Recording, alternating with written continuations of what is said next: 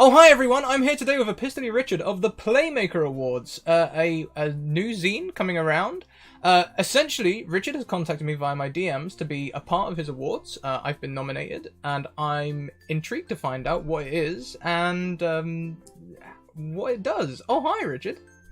Hi, Scratticus. Pleased to meet you. I want to create a new awards for people who are not necessarily great designers, not people who are great game runners.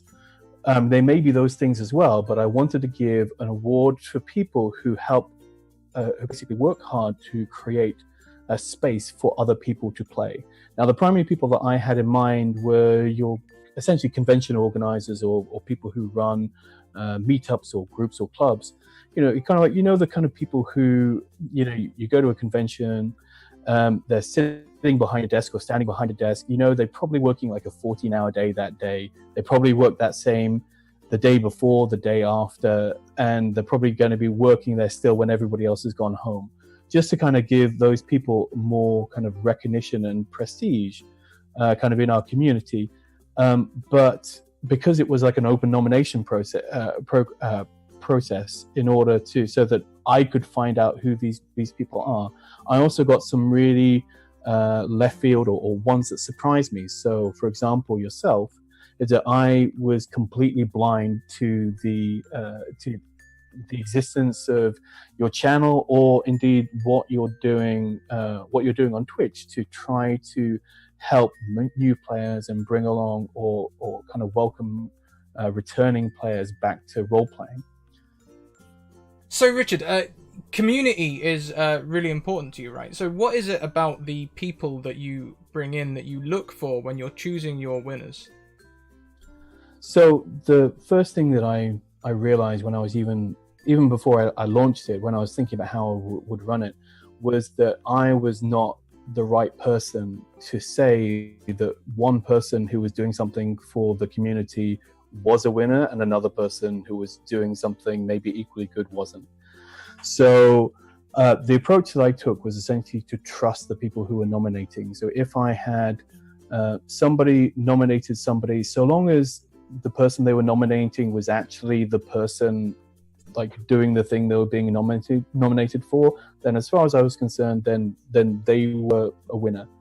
And then what that's brought is this sense of expansion, of just my awareness of what is happening out there. I mean, if I just decided to go, listen, I want to run these awards and I'm going to pick 20 people who I think are worthy and just give the award to those people, then that would have been fine. I mean, I'm self-funding it. This is like, of course you can go and say, hey, you guys are winners, like, as far as I'm concerned. But by opening it up to people, it made me aware of a lot more of those key people who are just contributing and working so hard for it.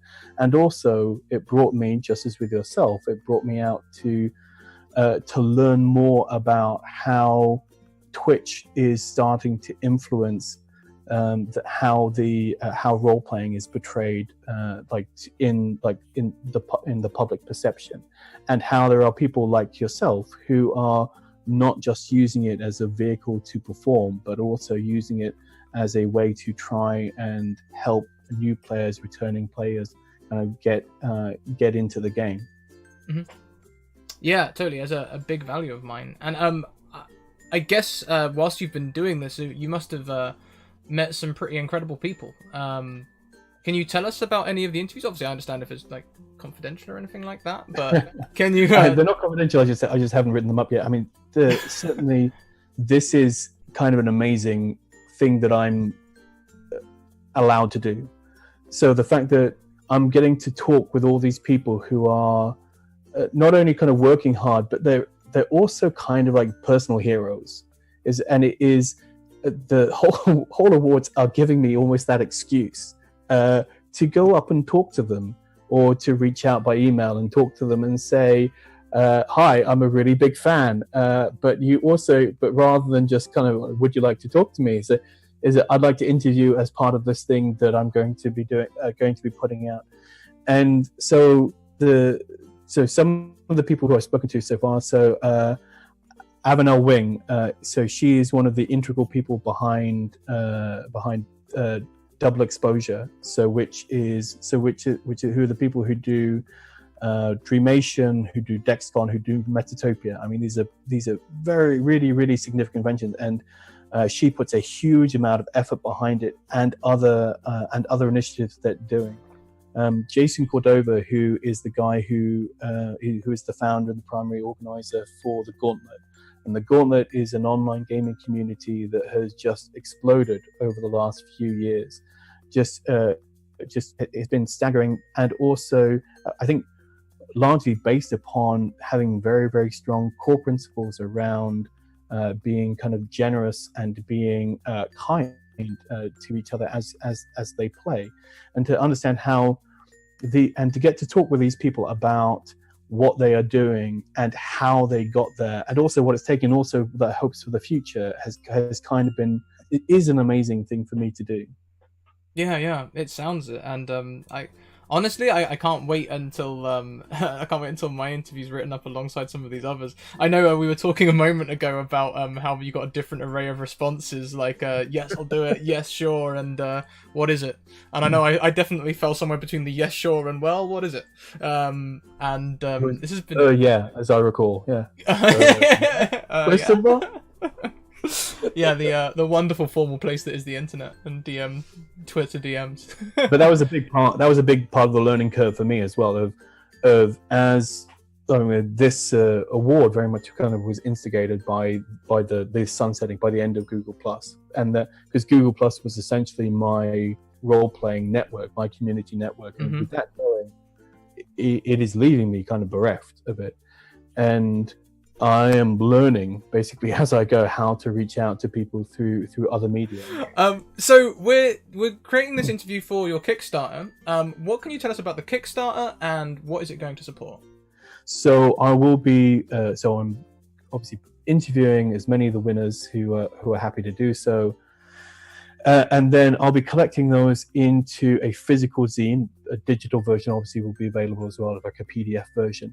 And essentially that is what the Kickstarter is going to support. There are also a couple of other kind of higher level goals. If essentially somebody wants to sponsor an award, then they can do so. So if somebody says, oh, I love Scratticus so much that I want to sponsor the award for the Scratticus Academy, then they can do so. And essentially what they're doing by it is essentially buying me out of it. So I obviously funded the award, and then if they say, okay, if they pledge at that level, then they can buy me out of that award. And then there is a small number of spaces I've left for new nominees. So if there is somebody who goes, listen, your list is amazing, but you've missed this one person and you really need to include them, then I said, okay, well, I'll leave 5 spaces for additional winners, obviously, so long as they agree to it, which I can then hopefully interview as well.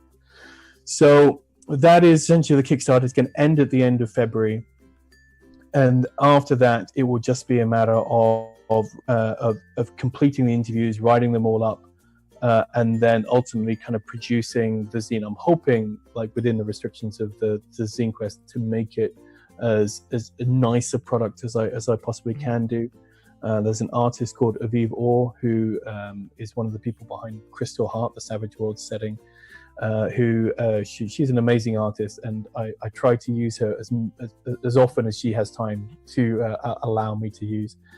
And she's signed on to do like the front cover image. She already did. I used one of her sketches as the Playmaker Award kind of winner. It's essentially it's a sketch she did of Zoya the Destroyer from Glow, which I've used as a background image, and there's been some nice feedback around that as well. That's it. Yes, physical product. There'll be a digital version of it as well, and that's what the Kickstarter is going towards, to ultimately produce this unique collection, which is going to provide insight into these kind of key people who are helping kind of shape like public role playing.